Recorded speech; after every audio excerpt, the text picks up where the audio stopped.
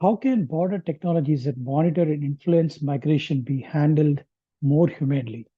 If this is a question that you are also worried about or concerned about, our season 10 opener of Extra AI podcast, we are diving into this very thought and this very thought provoking topic, which is where it intersects the technology, law, and human rights.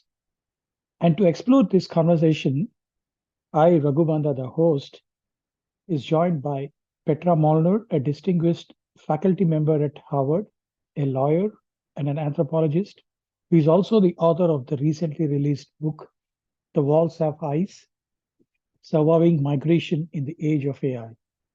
So, in this podcast episode for the season 10 opener, Petra will help us understand the impact of these technologies on migration and discuss her insights on how technology and AI can be leveraged to support not only governments and tech companies, but also how local communities and the migrants themselves can get involved and make things for the better. So join us for an enlightening conversation about the challenges, the ethical considerations, and the transformative potential of technology in the lives of people who are on the move. Don't miss out on this compelling discussion. As always, you'll find more information at the end of the podcast. So sit back, relax, and enjoy the podcast conversation.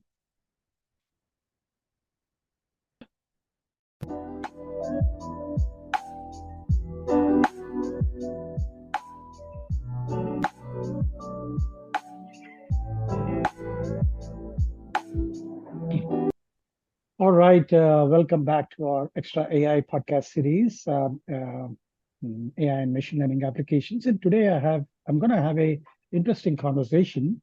I have with me Petra Molnar, Harvard faculty.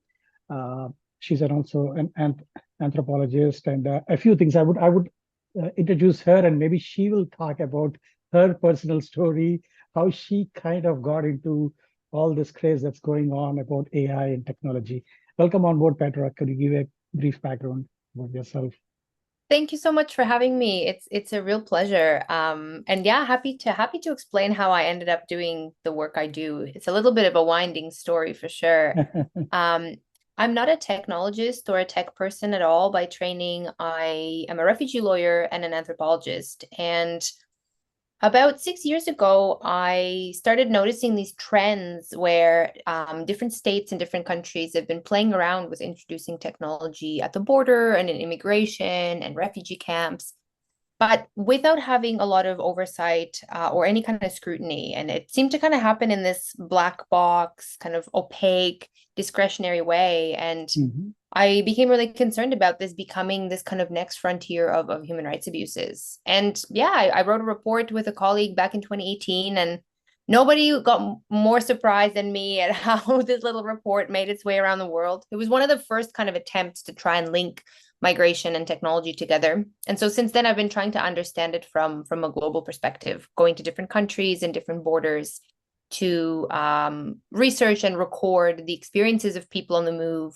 as they're crossing borders and interacting with AI and surveillance in different types of projects. Beautiful, beautiful. So interesting to know that. And I believe you've also authored a book, and I believe it's up for release sometime pretty soon. The Walls Have Eyes. I think, of course, the podcast as well. I think we have named that this particular episode. Maybe we'll talk about that a little later in the conversation today.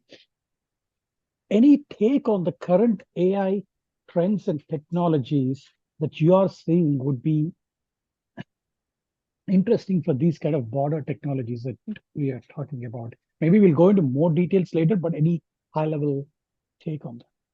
Yeah, I mean the high level trends that my colleagues and I have been noticing over the last 6 years is definitely more surveillance and more automation, both right at the border, but also with applications that different states and different countries are playing around with when it comes to, for example, visa triaging algorithms and different projects like that. And also this kind of what some colleagues call datification of migration. So creating and collecting as much data at the border and around conflict zones as you can to then feed algorithmic decision making. This definitely seems to be a trend all over the world, not just in the US or Canada or Europe, but it becomes part of this kind of global AI arms race. And also, if I may, this kind of global border industrial complex, because there's a lot of money to be made when it comes to introducing very high risk technologies at the border. So those are some of the trends that I've seen firsthand, having had the chance to work at different sites around the world. Beautiful. I think interesting that you made some of these remarks. I think we will uh, kind of dive a bit deeper into those thoughts in our conversation. Maybe let us take a quick break and come back and get into our conversation. Sure. So let us now get into this conversation now, right? I think, Petra, I would like to first start with this overall border technologies. Uh, I know you've been in this field, you've been talking about it, and you've been interacting with a lot of people over there. How do you see these border technologies impact every aspect of migration, whether it is from these robo dogs or the DNA collection to algorithms, and now the influence of AI? So, how do you see all this happening? We've been noticing this rise of border tech in every single point of a person's migration journey. And maybe that's where we can start. I find it helpful sometimes to almost follow the journey of a person as they're Right, crossing different borders to kind of illuminate what's happening. So before you even start moving, when you're still in your home country and maybe thinking of applying for refugee status or going on a visa somewhere else, different governments have been using all sorts of technologies already to figure out who you are, if you might be a risk, for something in their eyes, or just to gather data about you. For example, social media scraping of people on the move or refugees is something very, very common. And that's before you even leave, right?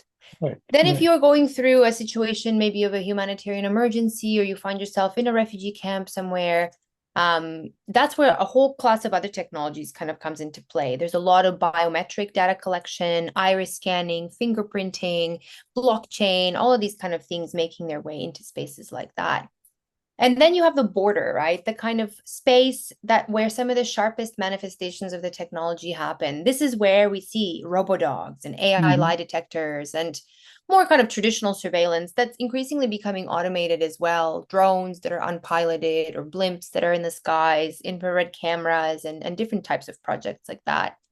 And then there's the kind of last class of technologies too, which you might interact with after you've already entered your new country.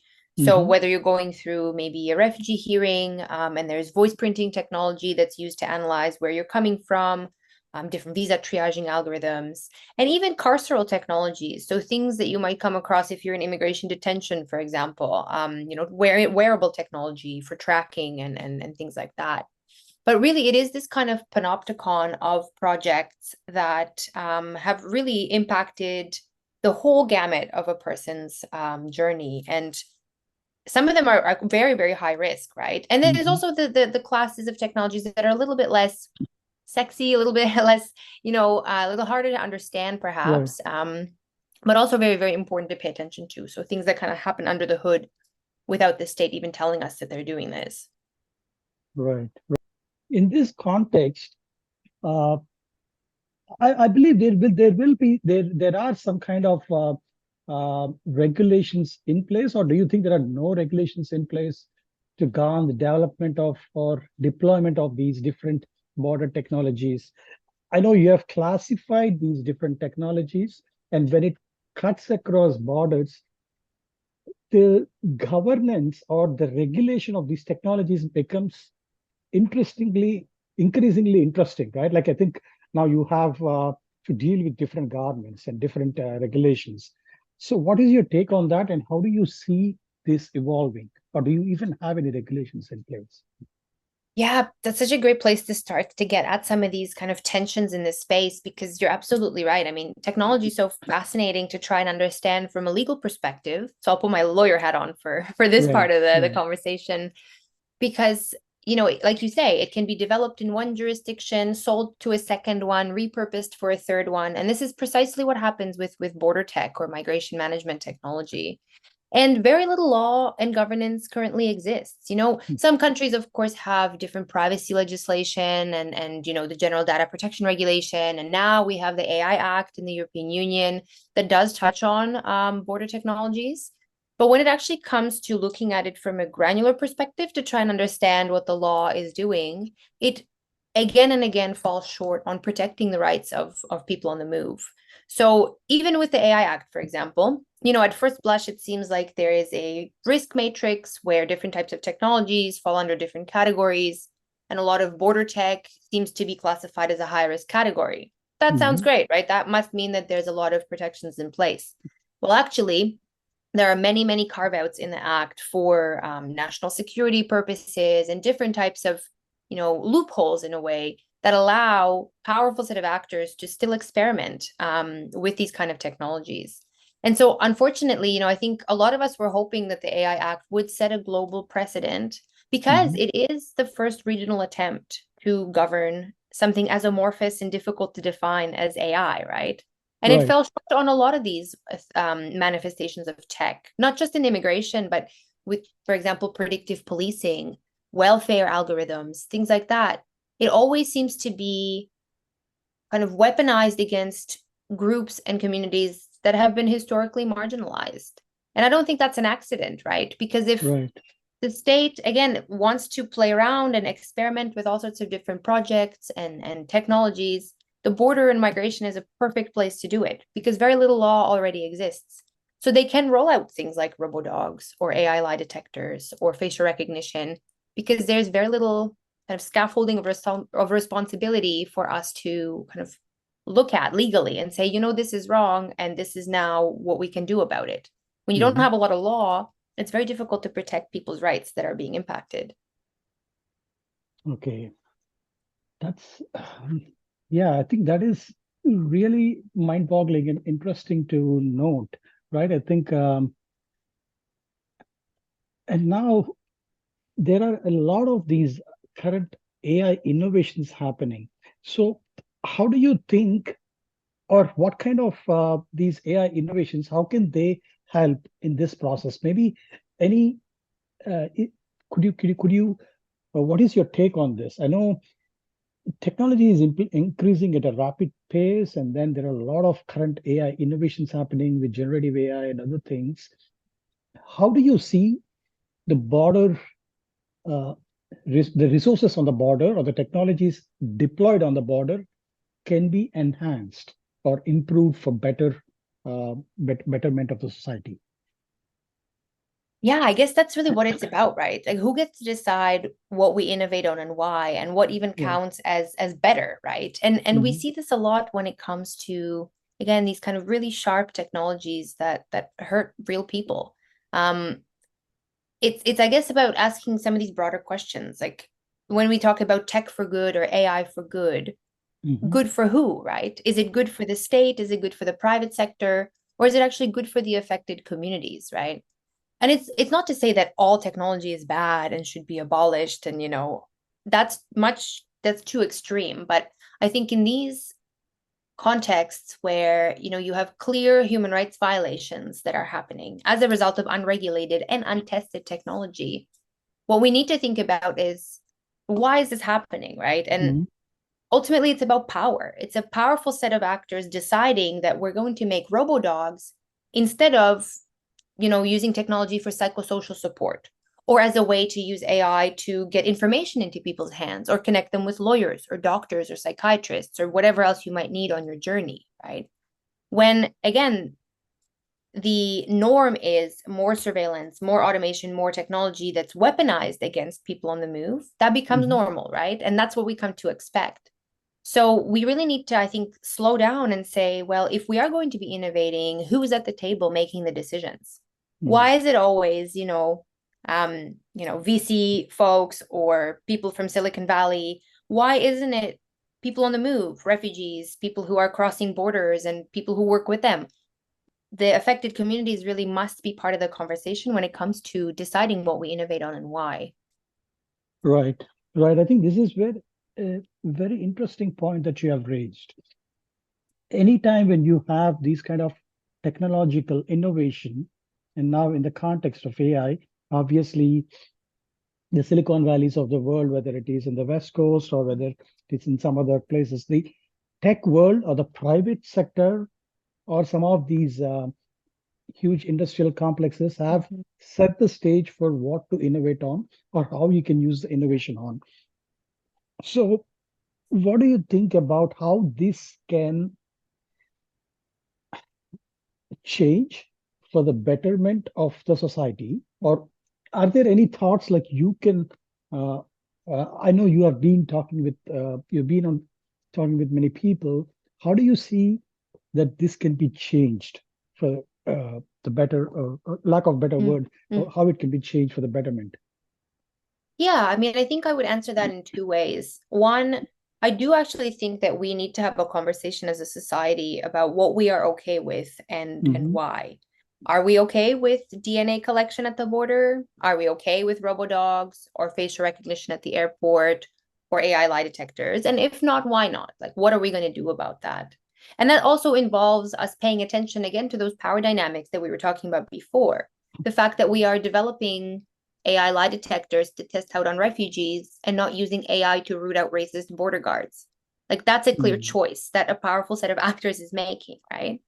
But I do actually think a lot of this is also about opening up spaces for conversations among different groups because we tend to work in silos in the tech Right. space, don't we, right? We have the people who make the tech, and then there's those of us who are concerned about it in a different spot, and then there's affected communities in a completely different area, and we don't talk to each other and don't learn from each other. And I think that has to change. That really must be the starting point. I mean, even the people who are developing the technology, who are learning about it, who are seeing it as a way of, maybe making the world a better place, how can that be done without conversations with the people that it's affecting, right? But that seems to be the norm. There's this kind of wall between the two communities. And I think it's really incumbent upon all of us to find ways to connect and talk to each other about these issues. Right. Right. So this brings me to an interesting question. I don't know if I can put it this way.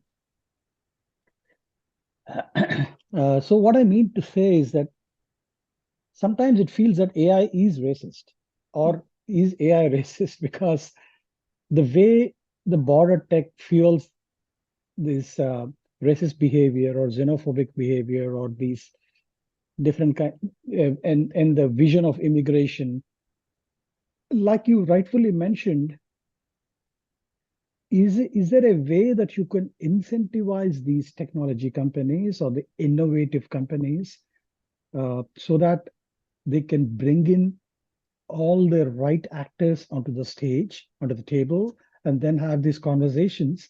So it's not only the private sector or the industry complexes, right? It's also the governments in those regions. They also have to be pulled in. And then you will have to create some kind of an incentive structure so that you can bring in all these things together and showcase that you can build tech for good. Any thoughts on that, or how do you want to?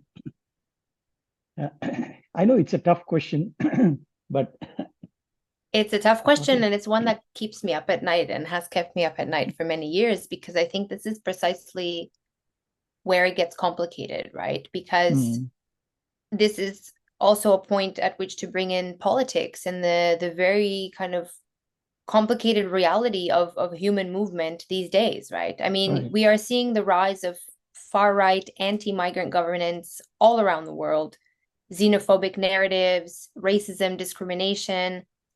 And so it's no wonder, right, that the technologies we make replicate and create further racism and biases, right? I mean, it's nothing that can be divorced from reality and from human life as it is right now, and the unfortunate reality that again is very skewed against the people who are often on the move or crossing borders or having those experiences. And so what do we do about that, right? You Mhm. mentioned incentives and finding ways to talk to power and say, okay, well, we must do things differently. But it's very hard to do that. Right, Because there's a lot of money to be made, right, by big right. tech with border tech. I mean, it's lucrative, right? There's a reason why there's all these conferences And I've been to a Right. few, you go into a hall and you see tanks and robodogs and drones like being sold off as the solution to these complex problems. And then states and countries say, oh, well, yeah, already, we are concerned about migration, quote unquote threats, people who are unwelcome. And what do we need? Well, we need this robodog. We need facial recognition. And that's why we have to get at the core of what is it that we're really talking about, especially with these public-private partnerships. When the whole system is predicated on fear, on exclusion, on racism, on states being able to hand pick which migrants are okay and which ones are not. If that's your starting point, then it's no wonder, right, that we have companies who make quick money by presenting a solution that the state already wants, right? True. I think, yeah, you really opened up my mind on explaining some of these things, because generally coming from the technology world, uh, I think that is one of the reasons I've started having these podcast conversations with audience and with guests from across the globe, because to understand the perspectives from different sides of the world and see how and where things have to be normalized, or technology can be normalized and used for the right purposes. Uh, this takes me to this interesting question. I think earlier you briefly mentioned about these lie detectors. So these AI lie detectors, what is your take on that? Like, meaning, is there over reliance on these Western norms of plausibility and lie detection? Or is it sometimes it is biased, or is it kind of, again, being controlled? Uh, what's your take on that? Maybe you can, if I may ask, we don't need to quote any quotes or names, but any example that you would like to showcase so that we can understand that how this can happen. For sure. And I'm glad you brought up the AI lie detectors, because for me, that's one of the more visceral, really disturbing examples of all of this that we're talking about. So, for example, there is a project called I Border Control, spelled small I, border, CTRL. I also love the names, right? You have like your iPhone, your iPad, and now you have your I Border Control. Really interesting. That's a separate paper waiting to be written there for sure. But this project got funded under this massive conglomerate of funding called the Horizon 2020 scheme, which the EU funds. And it's meant for pilot projects. So you will have often consortia between the private sector and maybe a university get together and kind of play around with some ideas. So this group decided to do a so-called AI lie detector, basically using facial recognition and micro expression analysis software to predetermine whether someone's more likely than not to tell the truth in a particular interaction, right? So again, from a refugee law perspective, hugely problematic, because humans already struggle making determinations about plausibility, truthfulness, and whether someone's lying, right? I've represented people in court when I used to practice who were uncomfortable making eye contact with a judge of the opposite gender, maybe because of religion or their experiences, or maybe because they were nervous. Right. Or even subtly, what about the impact of trauma on memory and the fact that we don't tell very complex stories in a linear way anyway, right? Like human decision makers struggle with this and make very problematic assumptions about what counts as quote unquote truth. And when you start augmenting or replacing human decision making with a so-called AI lie detector, what is that going to do, right? Not to mention that a lot of this also just doesn't work, right? This is like snake oil technology. There were some journalists who got their hands on this before it got released, and they wrote a really interesting article on The Intercept. You can look it up. And of course, they were like, well, none of this actually even works the way it's intended to. But that's almost besides the point, right? It's kind of the specter or the performance that we once again have a tool to root out those who are coming to cheat the system, right? Like the fake refugees who are coming, or fake immigrants. Again, that kind of narrative. So if that's what fuels the development of these projects and they get money for this, again, that's very, very troubling. Like, why are we not using this money for other things? There's so much need in the space that would actually even make the immigration system more fair and transparent. And instead, we're giving it to like people to develop AI lie detectors and robodogs. I mean, it's fascinating, isn't it? True. So I'm pretty sure, I think this can be handled if you have, in a better way, if you have the right amount of participation across the table making these kind of decisions. In See, I see that there are different problems here, right? First, creating the awareness.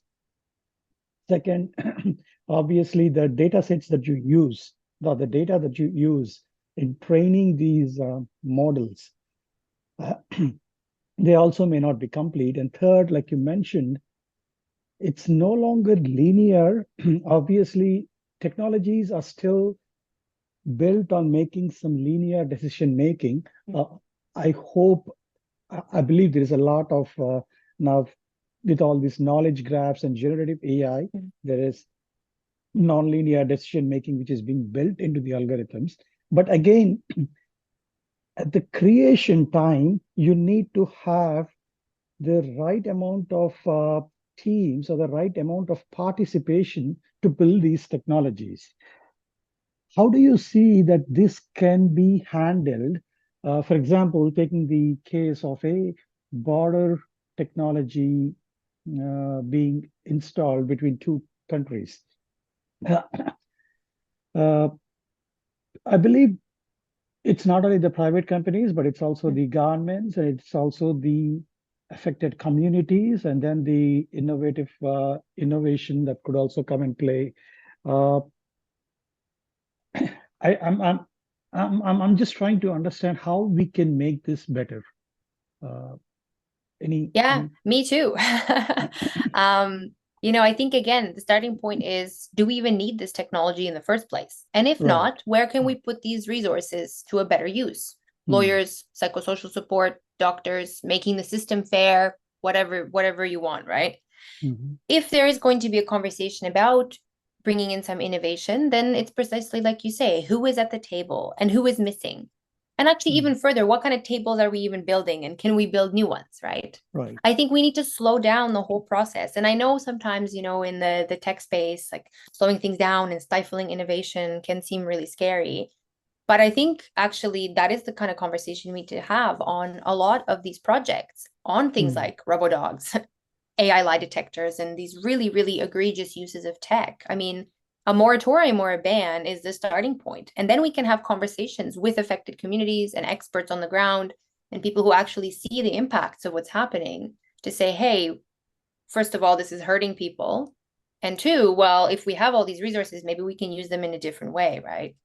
But I mm, think ultimately, again, it goes down back to this foundational idea that oftentimes it seems like these systems and projects want the techno solution to be kind of simplified. Let's simplify things, let's make them more right. efficient, usually for the state or for the private company. But how do we deal with the complex messiness of human life, right? And human movement? I mean, it's a very complicated area of life, and more tech isn't always better.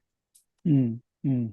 I believe that takes us to this interesting conundrum. I believe I know we have all understood how a pandemic like the COVID-19 pandemic could displace people Mm. in different ways, right? And then uh, this a huge with the COVID-19 pandemic and the huge the normalized widespread surveillance through the data collection, the movement tracking, and other intervention. What's your take on these kind of pandemics and how it influenced movement and migration? Any thoughts on that? I mean, yeah, the COVID-19 pandemic was, such a difficult time for all of us. And it Mm, also provided a lens through which to try and understand how states operate in a time of crisis. And it definitely accelerated the normalization of a lot of surveillance and even kind of like weaponizing certain surveillance against, again, marginalized groups. We saw this in Greece, for example, where I was working at the time. And mm, there, not only did the government, for example, close down refugee camps under the guise of COVID, and even close mm, them down for human rights monitoring and journalism and everything, which is very problematic given the abuses that happen in spaces like that. So the COVID-19 was used as a kind of a way to legitimize the state being able to do this, and then also introduce all sorts of tracking, high-tech surveillance in the camps. And again, it was kind of under the guise of this global health crisis that we were all facing. Same with contact tracing apps, right? There's been scholars and technologists doing all sorts of analyses now 4 years on, like what that did in terms of data retention, data security, and again, this kind of incursion into our private lives. It's hard, right? Because I mean, these kind of events are largely unprecedented. I mean, it was a pandemic in kind of modern time, and I don't think anybody necessarily knew how this was going to play out, right? But Right. it just once again highlighted how important it is to look at the consequences of introducing more technology into this space, because again, it breaks down along lines of privilege and power. There were those who were impacted disproportionately because of their social location in life. Right. Right. I think this also brings up, I know, like you rightfully mentioned, this is once in a lifetime kind of a pandemic that happened for many people, because, and this definitely tilted the scales for different communities. Uh, Maybe as a post, as a, uh, I'm just trying to see like what are the lessons that are learned here, and can we apply uh, those lessons that are learned so that you could do a better analysis and apply it to these kind of border technologies for people on the move. Uh, for whatever reason, they have been displaced, or for whatever reason, maybe something like how you can humanize these issues in a way that you could maybe share stories from the people on the move, and then maybe uh, build into these technologies. Is there something like that you're also thinking about, or what are your thoughts on that? Definitely. I mean, ultimately, I think that's what I try and do in my small way with my work, is to humanize these issues, because it's Mm. one thing to talk about the very real human rights impacts and do the monitoring and evidence collection and all of that just on the surface, right? But I sometimes find with policymakers and even technologists in the tech community, because lived experience is so different, right? It's hard to actually put ourselves in the shoes of somebody who is in a refugee camp or who is crossing a border or putting their child in a raft and, sailing across the ocean for safety. I mean, that's why I think human stories and storytelling is very important in this area, because it brings the impact literally to the ground and allows us to see it through the eyes of a person or a community that is impacted. But I think it actually goes even a step further, and that's something that we're trying to do at a project that I run called the Migration Technology Monitor, which started off as a bit of an archive and a platform to hold some of this work, but it kind of grew into a community. And we try and work from a participatory perspective. By this, I Mhm. mean, we work directly with colleagues on the move who Mhm. are telling their own stories on the impacts of border tech. And so instead of once again creating kind of another quote unquote Western institution that is full of experts, who are building their careers on this, which I Mhm. also do, I recognize, we are all part of this Right, right. system, right? What we do is we directly fund colleagues in refugee camps, at the border, in border communities, with a fellowship program that we started last year. We had 5 fellows all the way from Mexico, Venezuela, Uganda, Nepal. This year we have a Palestinian colleague, Sudanese colleagues, South African, and another Mexican group. And again, paying people a living wage to be able to think about the impacts of tech and how to do things differently. And what's interesting is that, there are folks in this kind of cohort now who look at some of the same things I do, the kind of sharp edges, the surveillance, the human rights abuses. But perhaps of interest to your audience in particular, there's also colleagues who look at the positives of tech and how can Right. you use technology at the border, Mhm. chatbots, psychosocial archives through technology for refugees in Uganda, for example. That's the project of my colleague Simon Drotti, who is a refugee and also a data analyst living in a Mhm. refugee camp in Uganda. He's building out this beautiful platform called the Memory Scroll, Mhm. which again is really, really fascinating, right? So there are always kind of two sides, right, to these issues, and there's definitely promise in terms of how technology can be used by the communities themselves. And I think that to me gives me hope in terms of building a different world that we can kind of collectively put together. Beautiful, beautiful. I like the way you have laid it out, because this is where exactly I think in these kind of projects and these kind of initiatives, I believe you might be also tying up with some of these private sector firms or these Mhm. huge industrial companies, I think, which is where they have a bigger say. So when you tie up with these kind of firms, they understand how they can make the tech better. And maybe to take this a bit further about redistribution, I would rather put this in a different way, right? There is a lot of conversation about, happening about the haves and have-nots and the redistribution of wealth and other things. But rather than taking it in that aspect, I think, like you've been laid out, redistribution of the resources or making sure that the required resources, if they are made available, how it can be used by the people in these uh, marginalized communities or people on the move, I should say, rather. Uh, it might uh, really create wonders or make wonders, right? Like, I think any take on that about how we can uh, redistribute some of these resources so that it can be used for better purposes, the people on the move.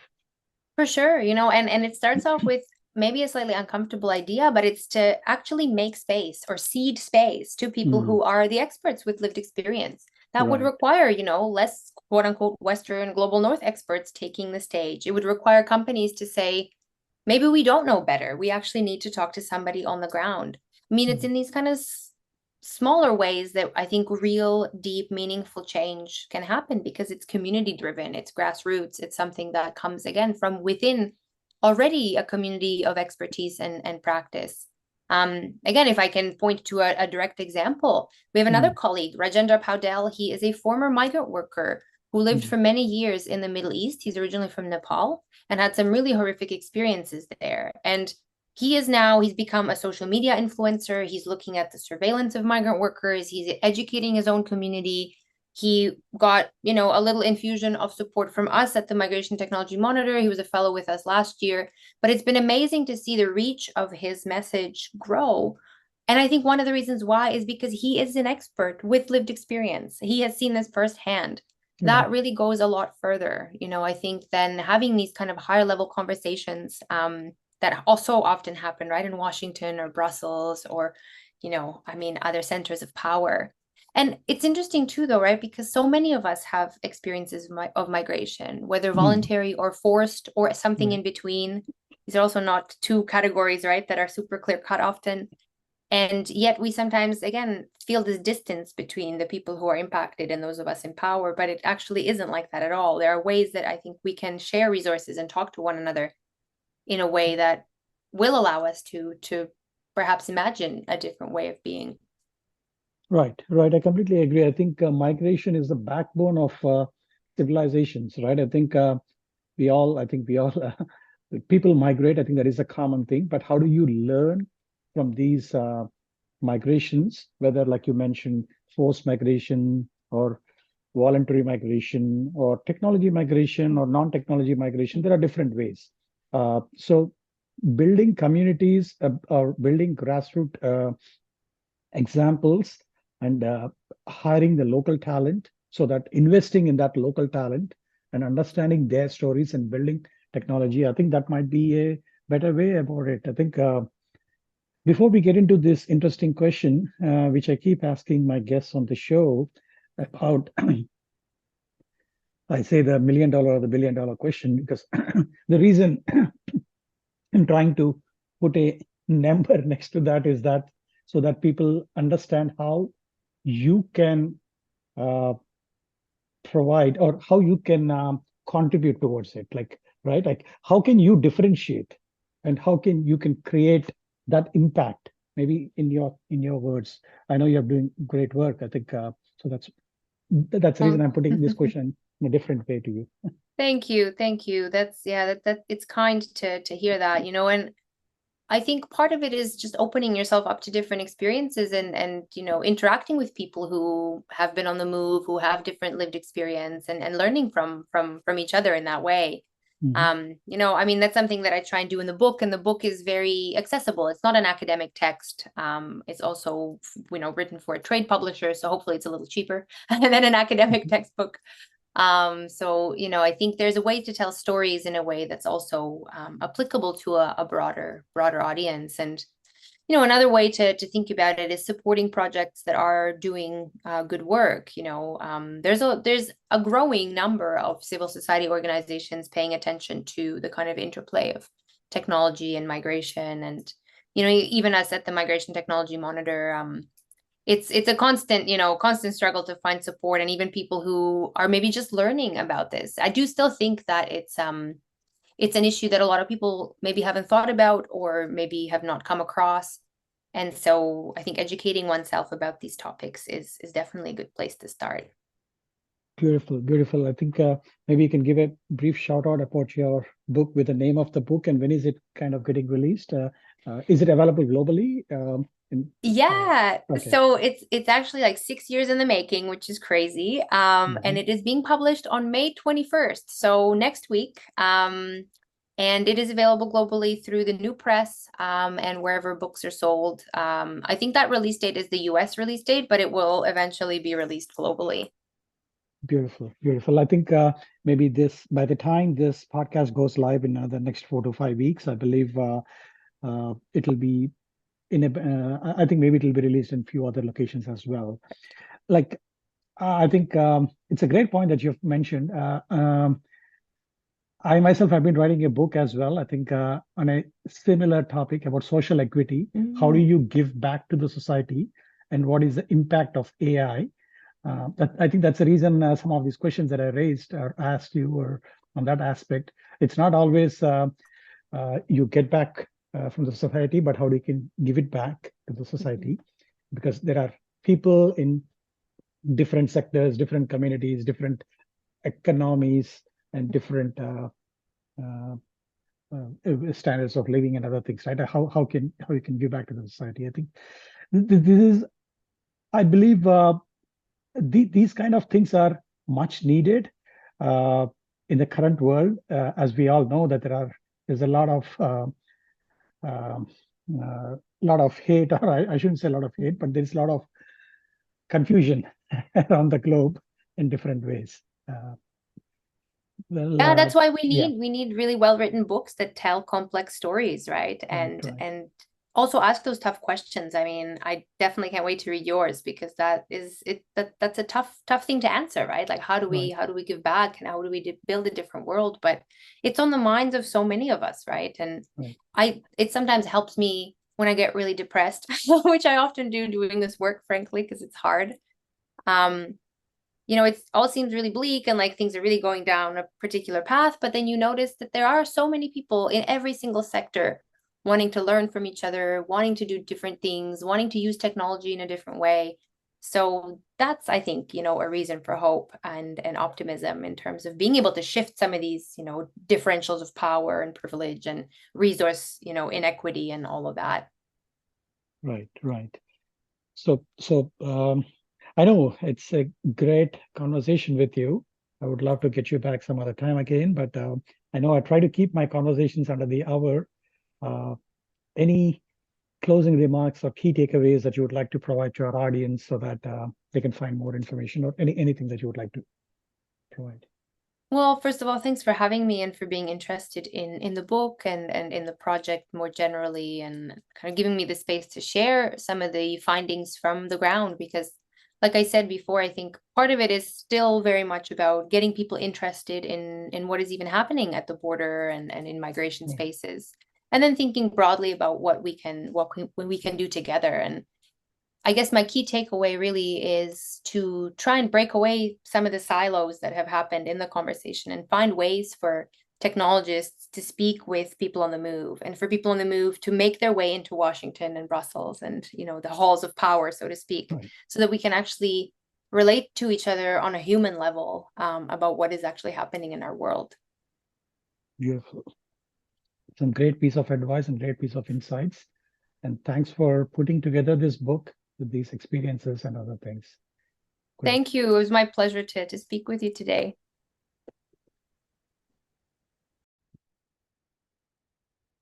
All right, so let's now wrap up this season 10 opener.